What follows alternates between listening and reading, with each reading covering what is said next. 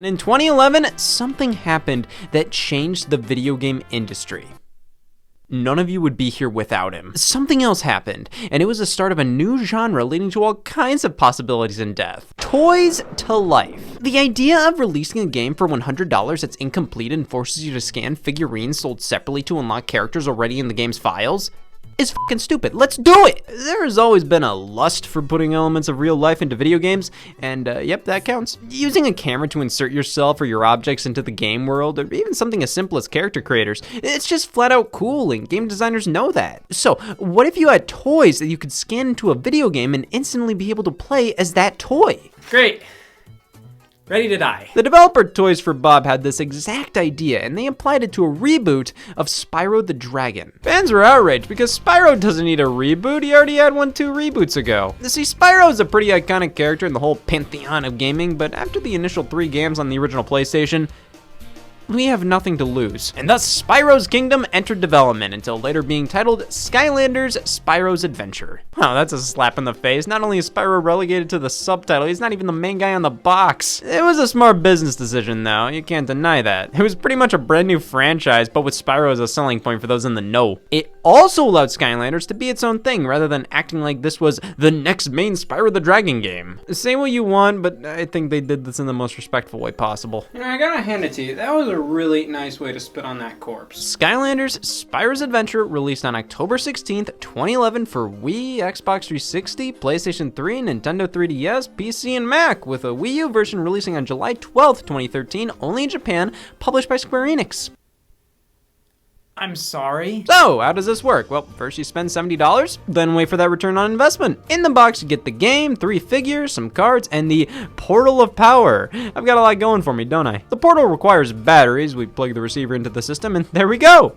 I think we're up to this being at least worth $4. So let's pop a Skylanders figure on the portal. You can tell it's a Skylander by its disfigurement. Pick anyone you want, it doesn't matter. All that matters is that you gave Activision money. That's all pretty instantaneous, and the effects in game do give the illusion that placing the figure on the portal ignites some sense of magic, even when I already understand how the tech works. Each figure has a near-field communications chip in the base, or NFC, which allows the portal to know exactly what's on it. Of course, the fun of the gimmick comes from having an endless amount of figures to try this out with.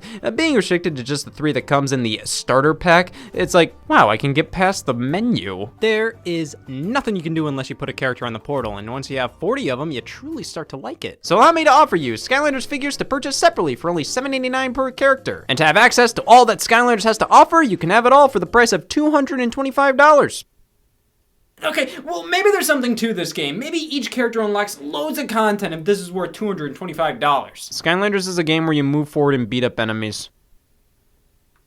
I'll let you sharpen my pencils for $50 less. Skylanders is about the Portal Master. Me! I control all 30-something Skylanders and can swap them on a whim. They're frozen in our world as toys, but through the game we can see them in their world, fighting against the evil Chaos. It's a cute way to contextualize the toys to life mechanic, I'll give him that, but at the end of the day, Skylanders Spyro's Adventure is a simple beat-em-up for children. Take that back, all the children say. There's nothing wrong with it. In fact, loads of kids' games are structured exactly like this, and many of them popped up around this time. There was Disney Universe and Ratchet & Clank All for One. These are beat-em-ups with very simple level designs and controls that can be played via cooperative multiplayer. They're perfect for kids who have thumbs and very little else. I mean, I find these types of games to be a little too simple and slow-paced for my liking, so you're gonna need a gimmick to make it work, and Toys for Bob found it, being wasteful. This is how you can get any mileage out of Skylanders Spyro's Adventure, by investing in these dinky-ass little things. You can beat the main game here with just the included figures in the starter pack, but this is a game designed around having 30+ playable characters. Only 3 is, by definition,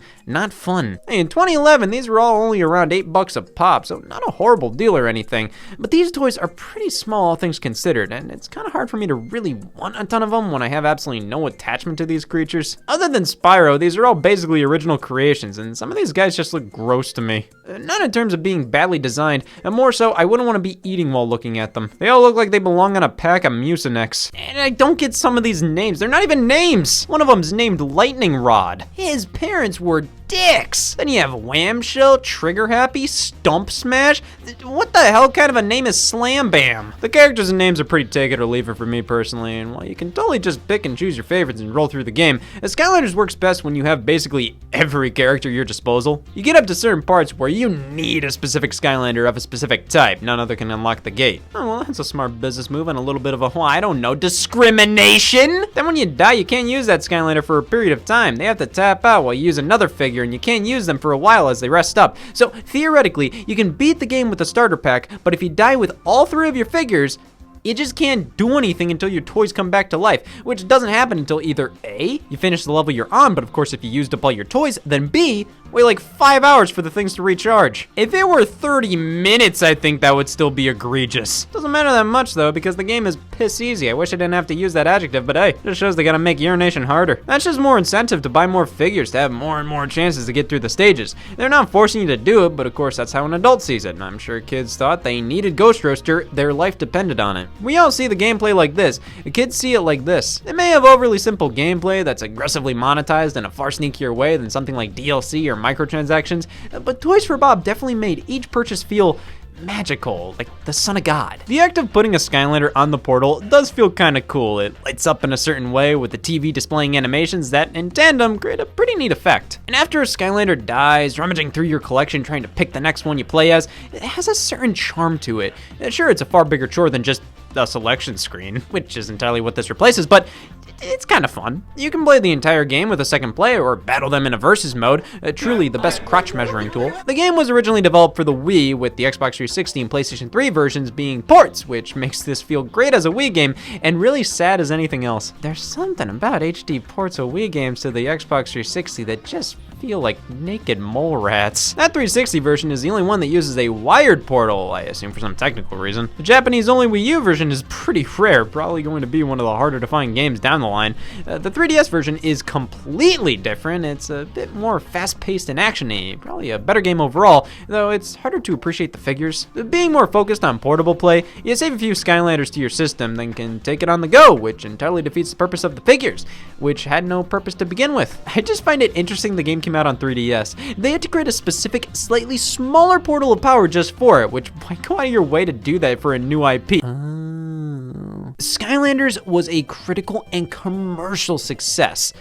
So were carrots. You don't see Dole bragging. I find it odd just how well Spyro's Adventure did in reviews. Lots of 8 out of 10s, which just seems really high for a game so hell-bent on ripping you off. I don't care if you're the biggest Skylanders fan on the planet. How do you justify the starter pack costing $70? I think because I'm numb to the technology now, I just truly don't see how this is worth that kind of investment. Though people were saying the same thing 10 years ago, but the portal glowed! But all this praise meant this was a franchise worth supporting. They could have just kept releasing new content for this game. They actually released a few figure packs containing new levels to play in, which is kind of cool. Though they decided to follow up this game with a sequel just 1 year later, Skylanders Giants. Giants, wow, this is no longer Spyro's Adventure. He's not compared to the new guys. Move over, Spyro, make room for Thumpback.